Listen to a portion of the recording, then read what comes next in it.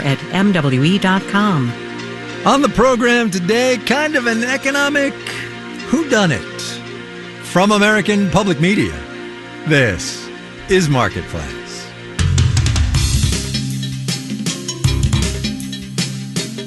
Marketplace is supported by Cornerstone, whose AI-powered talent experience platform helps organizations unite tech, data, and content to unlock the potential of their future-ready workforce.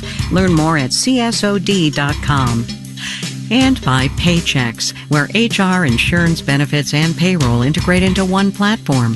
Whether 2 or 2,000 employees, Paychex can help make HR simple for businesses and employees.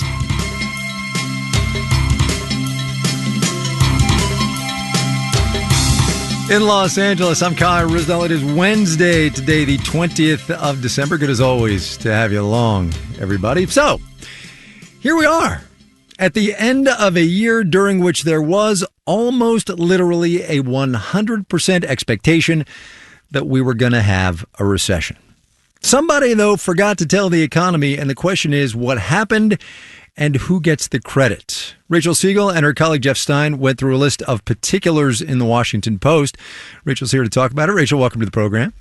Hi, Kai. Thanks so much for having me. So let us go through that list of usual suspects. I want to talk about the Fed, and I want to talk about this thing that you quote Jay Powell as having said last week in a forum. He said, and I'm paraphrasing here, I always felt that because the circumstances are so unusual, we had a chance to get there without too much pain. And I guess my question is, did the Fed kind of get lucky that the economy is so weird after the pandemic, if you know what I mean? I know what you mean, and it's a question that I put to people in working on this story. Was there a dose of luck here that obviously came off of years of a lot of bad luck, but how do we sort of break down how the economy got here? And I think there's probably a little splash of that, but it's also impossible to look at the economy now and the way it's performing and not draw a pretty straight line to what the Fed did. They managed to raise interest rates by moving at a breakneck pace. Yep. They got inflation under control, and normally those two things would spell a recession, and that's not what ended up happening. But as you point out, it was not just interest rates that did it, right? The Fed had some augmenting factors here. Well, the Fed had parts of the economy that it didn't even expect to perform the way that it did, right? They were able to keep interest rates high in a way that cooled some parts of the economy, but allowed others to keep moving. People kept on spending. Employers kept on hiring. Conventional economic models would tell you that those are two things that would really go by the wayside with high rates. But I think the Fed managed to keep that momentum going and ride that momentum, and also know that it was going to have to stick to message anyway, that it couldn't see signs as premature victories. It couldn't decide, oh, you know what, actually, this is a little bit easier than we thought. They stuck to message all the way through. They said that they would not flinch until inflation came under control. Even now, they're not saying that the job is done, but they managed to stick through it, and now things are looking better than anyone could have expected. Right. Let's get to usual suspect number 2, the White House. The headline on this piece, and yes, reporters don't write their own headlines, it's everybody expected a recession. The Fed and the White House found a way out. What credit, with the acknowledgement that the White House often gets more credit and more blame than it deserves for economic circumstance, what does the White House get credit for here? Well, the White House has many more tools at its disposal to target specific parts of the economy. And I should note here that hopefully our story didn't suggest at all that the White House and Fed were, in coordination with any of this. Right. But what the White House was able to do was target specific points of pain. They were able to look at supply chains and try to ease the pressure there by getting ports to open 24/7. They were able to release strategic fuel reserves to try and get gas prices under control when they shot up in 2022. And they were also able to move through with specific platforms and agendas around infrastructure, around getting those supply chains stronger for the next time, around a huge stimulus push that allowed people to keep on spending that money and for businesses to keep on growing. So I think in a lot of ways, they're trying now to celebrate this really strong economy that also has links to what they did over the past few years, but their tools are really just much more specific here. Right. Important to note here that President Biden, like most other presidents, not all, has been careful not to try to influence the Federal Reserve. Let me ask you a question, though, that sort of involves a little looking backwards and forwards at the same time. Had Raphael Bostic on the program the other day, the president of the Atlanta Fed, and I asked him, if we had come to you in January and said, what's the economy going to look like in December, would this have been what you said? And he was like, yeah, this worked out pretty well. I wonder how common that belief really is, though. I mean, I think that there is certainly a sense of relief and a real sense of, the Fed stuck to a plan. It's certainly a sense of relief and a real sense of, the Fed stuck to a plan. It stuck to it all the way through and the plan proved right. I certainly wouldn't have been one of those people who would have thought that things would have turned out this way. And I think that even Fed officials would admit that they couldn't have explained this perfectly. They couldn't have said, consumer spending is just going to continue to stun us. GDP is going to grow like gangbusters in the third quarter. The job market is going to slow, but really not by much. Maybe they would have hoped for, unemployment to stay in check, inflation to ease. But I think that it's just remarkable that even by some of the most optimistic estimates, maybe including President Bostic's, that this is the economy that we got. Super, super quick. I'm talking like 15 seconds. Downside risks here? Well, I mean, we're not done all the way yet, and there are plenty of risks. There are 2 wars going on. There are any number of unforeseen shocks that could pop up next year, and that's why you won't hear anyone declaring victory yet. Rachel Siegel at the Washington Post. Rachel, thanks so much. I really appreciate it. Great piece. Thanks, Kai. On Wall Street today, so look, Virginia, maybe there's not going to be a Christmas rally this year, huh? Details, numbers, y'all know the drill.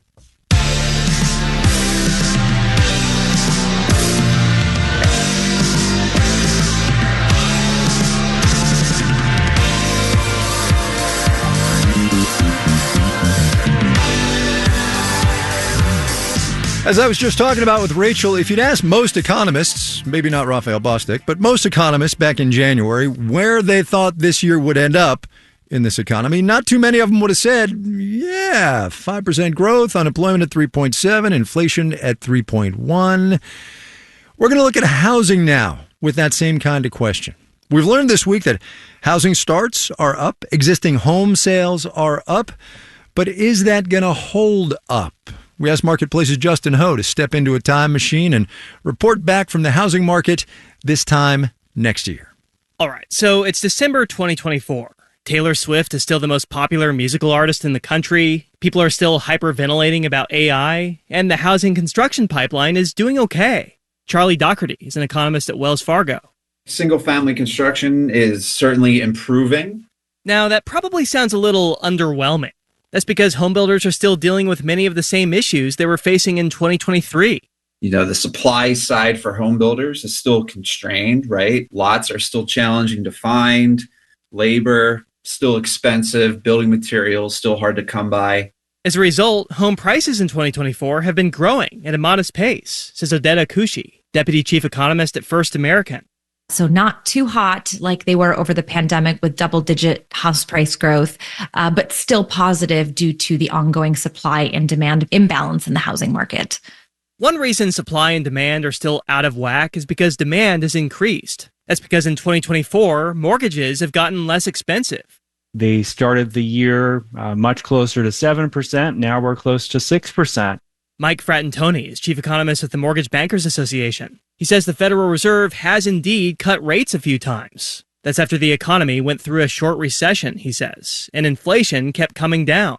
But from the perspective of 2023, Frattantoni says that economic outlook isn't all that scary. We expect consumer spending gaining strength over the course of 2024 and certainly expect the pace of home sales to be picking up as we get through the year.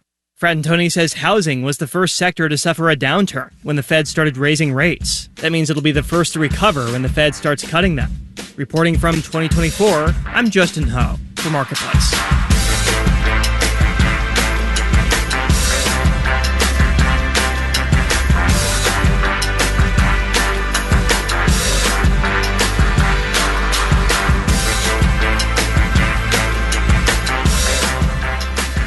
Might have seen the other day that McDonald's is opening up a new beverage-focused brand, Cosmix, it'll be called.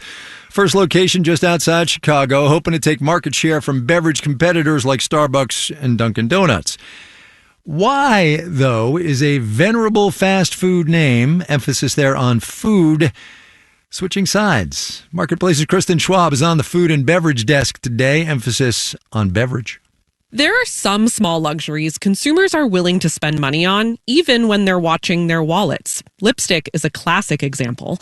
And a rising category is drinks. Jen Wu is a partner at LEK Consulting. They'll trade down on the big ticket items. So eating out is one, but they'll still want to indulge in those everyday moments. Wu says spending on beverages is growing faster than on food.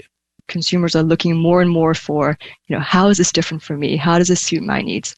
You're much easily able to customize beverage versus food.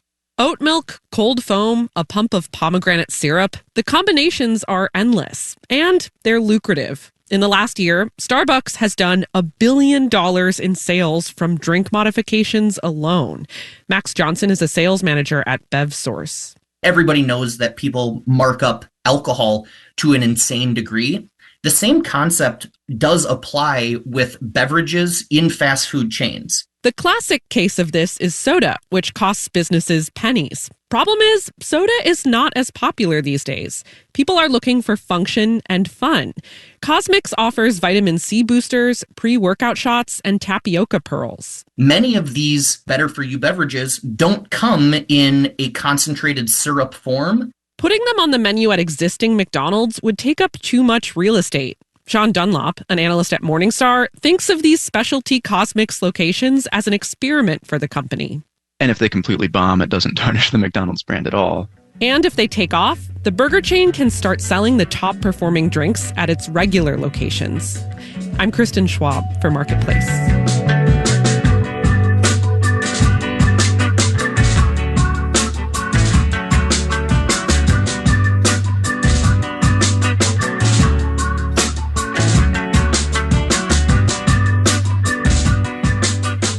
This time of year is, for many, a time of traditions.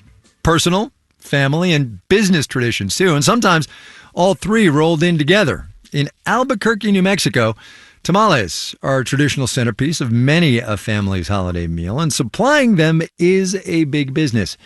As it happens, we here at Marketplace have a budding holiday tradition of checking in with a couple of local tamale makers in Albuquerque. Marketplace's Savannah Marr brings us an update. 2 weeks before Christmas, Cheryl Ramirez has crossed a few items off her holiday list. New Mexico red and green chilies, lots of corn flour. But she still has some shopping to do, starting at Albertsons, where she's ringing up 10 pork butts. Want to guess what I'm making? Tamales? Yes. 25 years ago, Cheryl started taking holiday orders from her friends and family, who recommended her to their friends and family and neighbors and coworkers until she was basically running a seasonal small business. This year, she's on track to fill at least 250 orders. That's about 3,000 tamales out of her home kitchen. And she's been keeping an eye out for deals on ingredients, like 99 cents a pound for pork. For the close to 100 pounds of meat, some salt and garlic, it was $97. Which is a really great deal. For the second year in a row, Cheryl is keeping her tamale prices steady at just $20 a dozen. At her next stop, a restaurant supply warehouse, she explains that's despite some major cost increases for her. Take the 25-pound buckets of lard she needs to make masa. So these used to be about $25, and now they're $60. Cheryl says she can offset that by shopping for deals on other ingredients, and keeping her prices low gives her an edge with customers over larger operations that aren't as nimble. Like La Mexicana Restaurant and Tortilla Company, where owner Marco Nunez says holiday orders account for nearly 40% of yearly business. How are you? The restaurant is so packed at lunchtime that we have to step outside to chat. A huge improvement over last year, when Marco was having such a hard time staffing up that he had to close the dining room in December to focus on filling tamale orders. That was a huge issue. This year, it seems like people are more wanting to work. Marco raised prices on sit-down meals to avoid another price increase for tamales, now $25 a dozen. And he says order volumes are trending back up. I think it's more people are getting together. They're more comfortable having the whole family over. We've had like a few office parties and stuff, which were nothing last year. Marco brings me to the back of the house, where workers are mixing masa for tamales and tortillas. Starts off as just corn. Just one ingredient that's gotten more expensive, even in the last few weeks. It went up 20%, and then all of a sudden, they called my mom and said, your next order is going to be up 35%. So we're at 55%, literally in a matter of like 2 months. Plus, he's paying some of his new hires as much as $15 an hour, more than twice what he did before the pandemic. Usually Christmas is where we kind of get extra for the year. We're just going to be even, you know what I mean? Which we're thankful for, but the dynamic has definitely changed. Just down the road from La Mexicana, at a Mexican market, Cheryl is picking up her last ingredient, corn husks for wrapping the tamales. Gracias. Cheryl is expecting a pretty healthy profit this year. Probably close to about 4,000. And last year you spent your tamale money on a Steelers game, right? Yes, I did. And then I got stuck in Pittsburgh for a week almost because of the weather, but it was worth it. This year she's investing back into the business. Because I love cooking. I love it. So I'm gearing towards either a food truck or just an actual location. Tamales are Cheryl's longtime holiday side hustle. But this time next year, maybe I'll be visiting her at her restaurant. In Albuquerque, I'm Savannah Marr for Marketplace.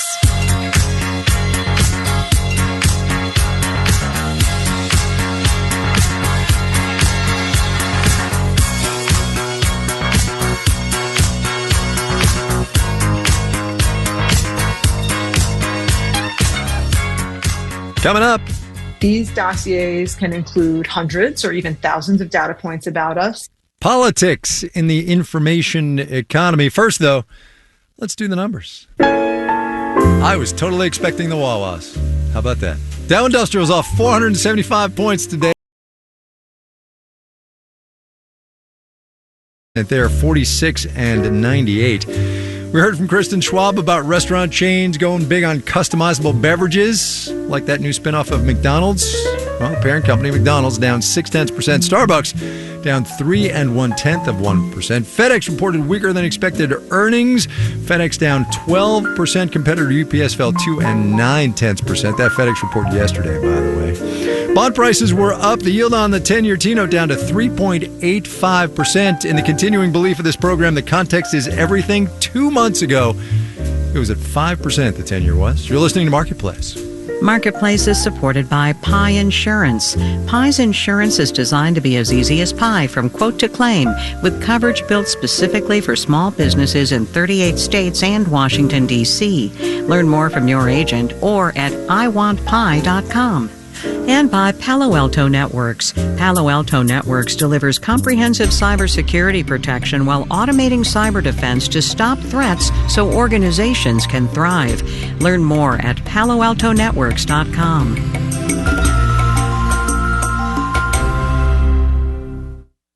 WNYC supporters include River's Edge, a life plan community located in Riverdale, 10 miles from Midtown Manhattan. More information is available at riversedge.org or 833-70-RIVER.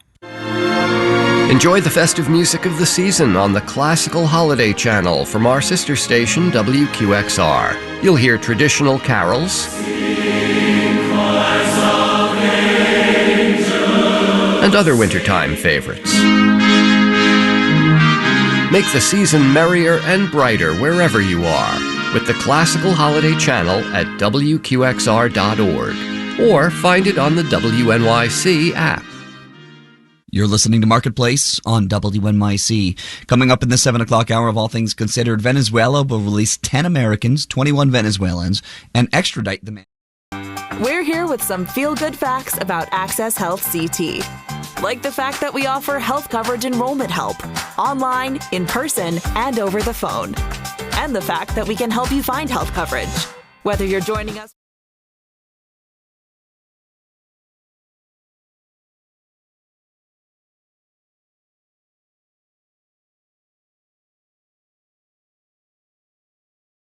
behind a brazen bribery scheme. In exchange, President Biden granted clemency to an ally of leader Nicolas Maduro. That and more at 7. This is Marketplace. I'm Kai Risdall. If you're having trouble getting that must-have Apple Watch, Series 9 or Ultra 2, for that special someone in your life, blame the Constitution. That bit in Article 1, Section 8, Clause 8, which says Congress shall have the power to promote the progress of science and useful arts by securing for limited times to authors and inventors the exclusive right to their respective writings and discoveries. The discovery in question is a blood oxygen monitoring technology that a medical device company called Masimo invented and that the International Trade Commission says Apple illegally copied and used in the above-mentioned watches. The White House has until Christmas Day to overturn the ruling, but the fact is, patent wars in this economy, they go back hundreds of years, as Marketplace's Sabri Benishore tells us.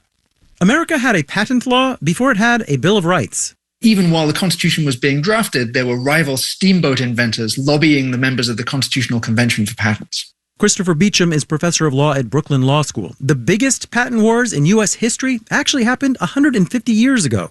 The pattern then was that people got fundamental patents that controlled a particular technology and then sued very large numbers of defendants. Alexander Graham Bell sued every company who used a telephone without his permission. This happened with water wheels, sewing machines, barbed wire. The inventor of the rubber dentures sued every dentist in the country and made basically thousands of people pay to use rubber dentures or face lawsuits. The head of that company was later murdered by a vengeful dentist. In the 20th century, as innovation was controlled by fewer and bigger companies, patent wars became fewer too, Beecham says. But recently, they've expanded again. Technology itself has become more complex. Rob Murgis is author of American Patent Law and professor of law at UC Berkeley. There's more components in a lot of our products. One smartphone can involve 250,000 patents. See the Apple Watch with the oxygen blood meter. Stephen Pepe is with law firm Ropes & Gray. You see patent wars that are being fought not just in the U.S., but over in Europe, in China, in India, in South America. And more recently has been the rise of what are pejoratively called patent trolls. Entities that are asserting the patents as part of an investment vehicle to make money as opposed to protect a competitive position. Rich Miller is with law firm Ballard Spahr. Meanwhile, patent law continues to adapt. A court in the UK recently decided that AI models could not be patent owners. In New York, I'm Sabri Benishore for Marketplace.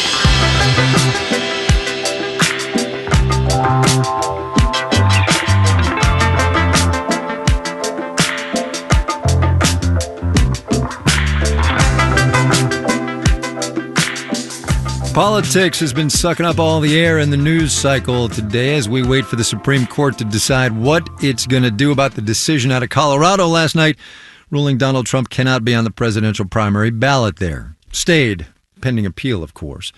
Not waiting, though, is the machinery of politics, the campaigning, the strategizing, and the advertising. Unless you're in one of the early primary states, you probably haven't seen too many political ads yet. But this election is going to be the most expensive ever, and campaigns are going to be as desperate as ever to get their message in front of voters early and often, which means there are going to be more ads than ever in more places and on more platforms, and they are probably going to be a little more bespoke, too, as Marketplace's Kimberly Adams reports. For decades, the name of the game in political advertising was broadcasting, in the technical sense of the word. Wide-scale rollouts of ads designed to appeal to as many people as possible. It's morning again in America. But more recently, campaigns have been using increasingly detailed data to narrowcast more targeted messages to more targeted groups of potential voters. Some of this data has been around and available to campaigns for decades, says Samuel Woolley, who runs the Propaganda Research Lab at the Center for Media Engagement at UT Austin. For example, state voter files revealing your party affiliation, how often you vote, when you last voted. And then credit reporting agencies, other financially focused firms also collect and sell information on our spending habits and a range of other commercial behaviors. Do you own a car or a house? How likely are you to buy one? But now there are all kinds of new ways to reach voters, and all of them can tell campaigns all about us. Jesse Conterio oversees the political practice at MIQ, which helps brands and campaigns target ads on digital platforms. He says there has been exponential growth in how much of this data is available to those running for office. TV viewership data might only be available 6 years ago on 10 million households throughout the country. Now you can cobble together TV viewership data on 60 plus million households. Add to that data the constant stream leaking from apps on our phones about where we go and who we hang out with. And then, of course, there are our internet browsing habits. Campaigns can purchase aggregated data about the videos you watch. Hold on, you've been scrolling for way too long now. Which sports and teams you follow. He scores! Saw a power play goal! And the Blues cut the lead to 2-1. As you're reading articles about politics, as you're reading articles about holiday recipes, all of that data is often also associated with voters so that we can do what's called contextual targeting. So, for example, if campaigns want to show ads to people interested in education policy, they can target people looking at education-related content. All of those different streams of data can be coalesced into massive data sets that campaigns, just like traditional advertisers, buy. These dossiers can include hundreds or even thousands of data points about us, including our religious beliefs.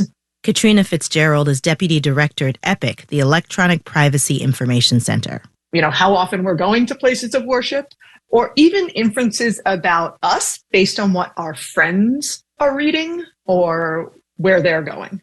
And those dossiers help campaigns know who to target with ads and where to place those ads. They can identify individual voters and say, close to election day, make sure that voter gets targeted with an ad to go vote or an ad, slamming their opponent.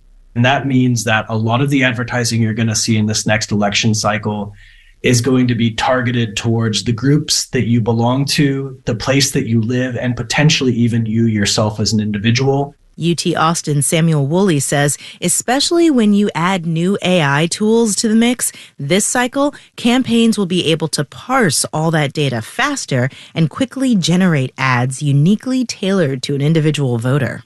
Is micro-targeted. It's no longer the case that it's just like every voter in Missouri is seeing the same ad. EPIC's Katrina Fitzgerald. You are being chosen for that ad based on all this data about you. And your friends aren't seeing the same information. So any conversations you're having about politics, you're not always getting the same information. Which, in an already polarized society, might make it even harder to find common ground. In Washington, I'm Kimberly Adams for Marketplace.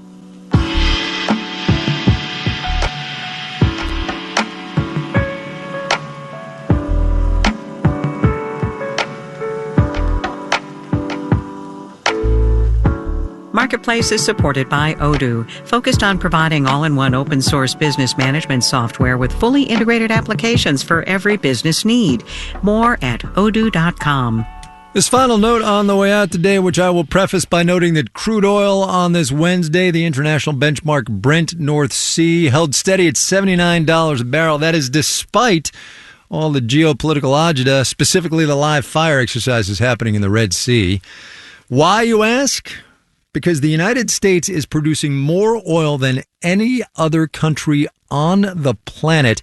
The Energy Information Administration released the data today. 13.3 million barrels a day coming out of U.S. wells just this past week.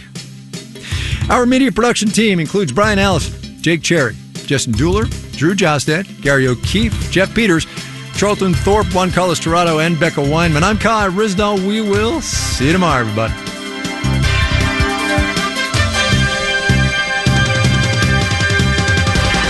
This is APM. Support for WNYC comes from